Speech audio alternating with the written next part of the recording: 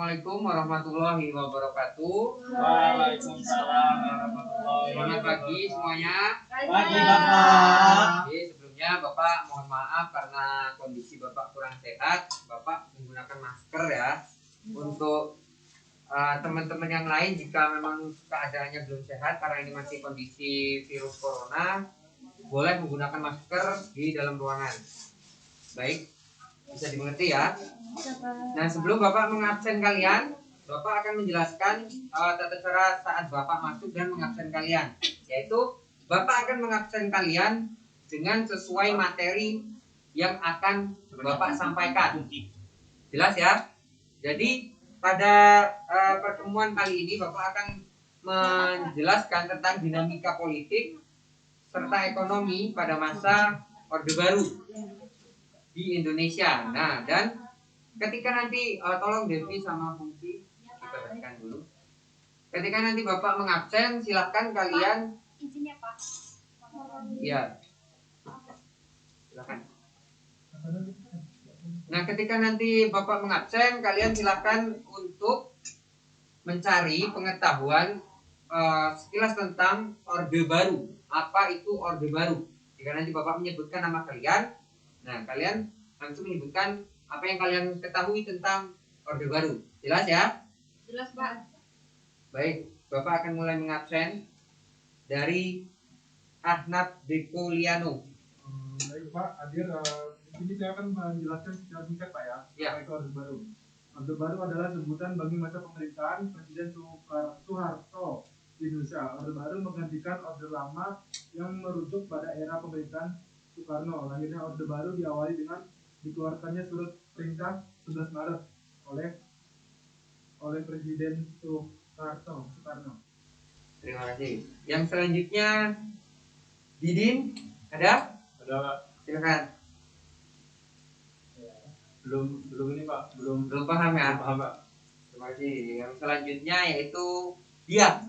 Silakan Dia. Orde Baru ini adalah sebutan bagi masa pemerintahan Presiden Soeharto di Indonesia. Orde Baru menggantikan Orde Lama yang merujuk pada era pemerintah Soekarno. Lahirnya Orde Baru diawali dengan dikeluarkan surat perintah 11 Maret 1966. Cukup?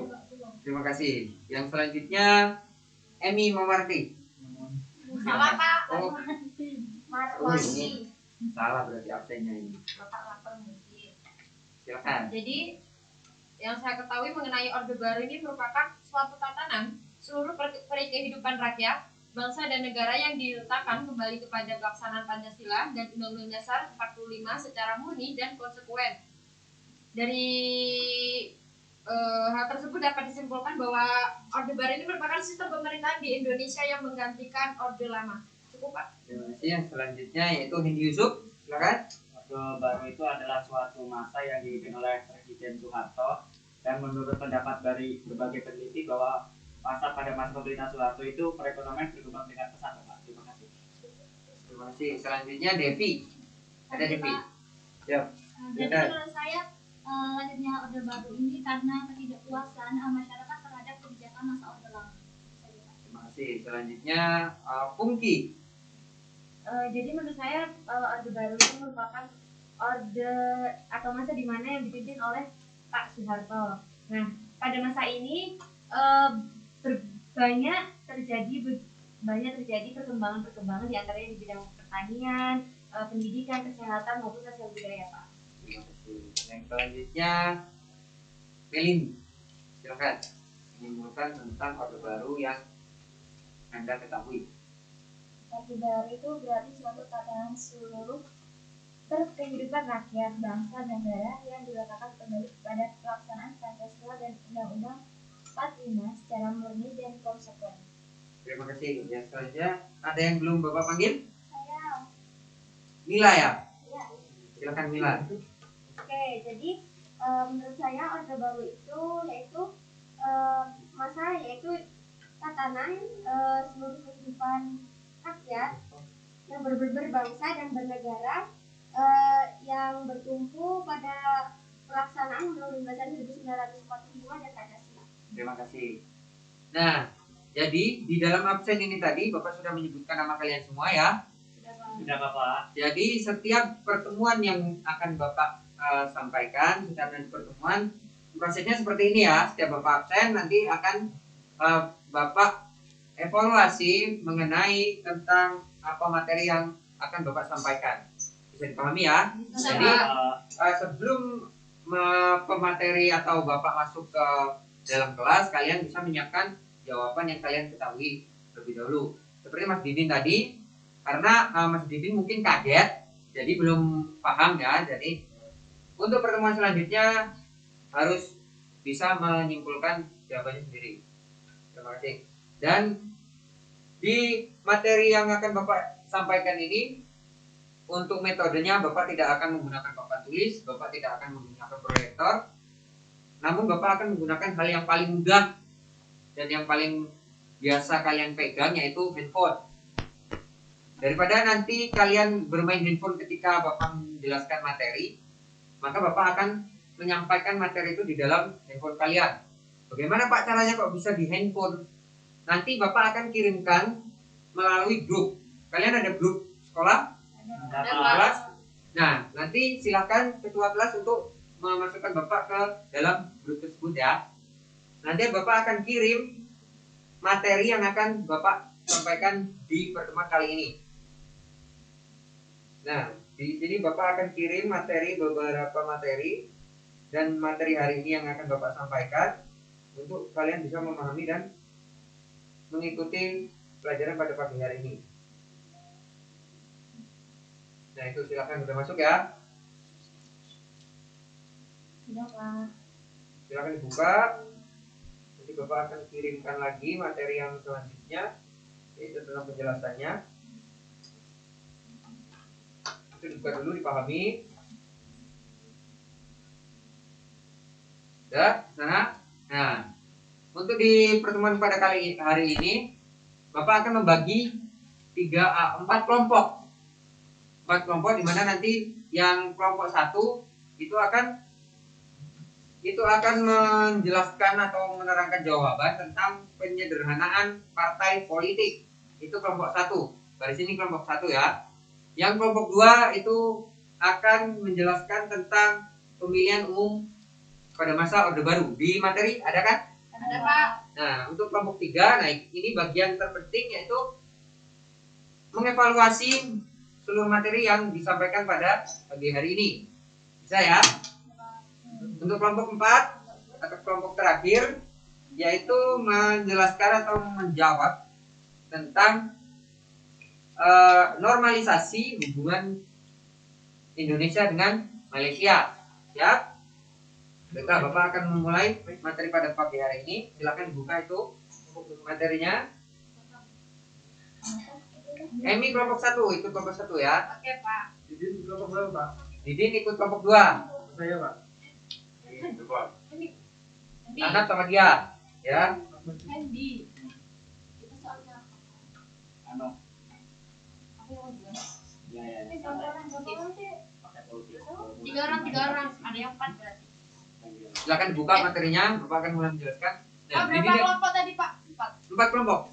Nah, yang kelompok ketiga tadi mengevaluasi, yang kelompok pertama tadi menjawab nanti soal tentang penyederhanaan partai politik. Jadi yang Bapak jelaskan nanti bisa kalian tulis di materi yang sudah Bapak kirimkan di PPT tadi. Silakan diedit di situ ya. Jadi nanti Bapak menyampaikan apa, kalian tulis di situ untuk masing-masing kelompoknya. Oke, maksud? Kita mulai dari penyederhanaan partai politik di masa Orde Baru. Nah, tugas pertama Presiden Soeharto adalah sebagai presiden menyusun kabinet baru di masa Orde Baru ini. Nah, kabinet yang disusun oleh Presiden Soeharto diberi nama Kabinet Pembangunan. Jadi, penyusunan Kabinet Pembangunan ini diumumkan oleh Presiden Soeharto pada tanggal 6 Juni 1967. Dan dilantik pada tanggal 14 Oktober 1967. Ada beberapa usaha pemerintah Orde Baru untuk menciptakan stabilitas politik. Yang pertama yaitu penerapan politik bebas aktif. Nah, di dalamnya ada mengakhiri konfrontasi dengan Malaysia, kembali menjadi anggota PBB, berperan dan dalam pembentukan ASEAN. Kemudian ada penyederhanaan partai politik. Nah, ini tadi ada di kelompok 1. ya. Nah, apakah kalian tahu bahwa dulu kita hanya memiliki 3 partai politik saja? Nah, bukan karena setiap orang tidak ingin membuat partai ya. Itu karena 3 partai politik itu tuh kondisinya itu merupakan untuk kebijakan Presiden Soeharto sendiri. Nah, menurut pemerintah Orde Baru, tidak stabilnya politik yang terjadi pada masa sebelumnya itu Orde Lama ya, disebabkan oleh sistem kepartaian ini. Makanya disederhanakan menjadi beberapa partai saja, tidak banyak partai, karena nanti banyak partai itu menimbulkan akan sulit terkontrol dan akhirnya timbul gerakan-gerakan yang membahayakan bangsa dan negara seperti PKI ya. Jadi ketika banyaknya nanti partai politik, maka akan menimbulkan gerakan-gerakan yang akan merugikan negara.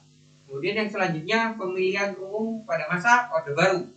Nah, itu ada di kelompok 2 ya. Ada di kelompok 2, yaitu seperti yang dipelajari sebelumnya, partai politik pelaksanaan pemilu sendiri pada masa Orde Baru ini telah terlaksana selama 6 kali, yaitu pada tahun 1971, 1977, 1982, 1987, 1992, dan 1997. Nah, pemilu selanjutnya dimulai sejak tahun 1977 ini. Partai peserta pemilu diikuti oleh 3 partai politik, yakni P3 atau PPP, Golongan Karya, dan PDI. Yang selanjutnya yaitu tentang kebijakan politik di luar negeri.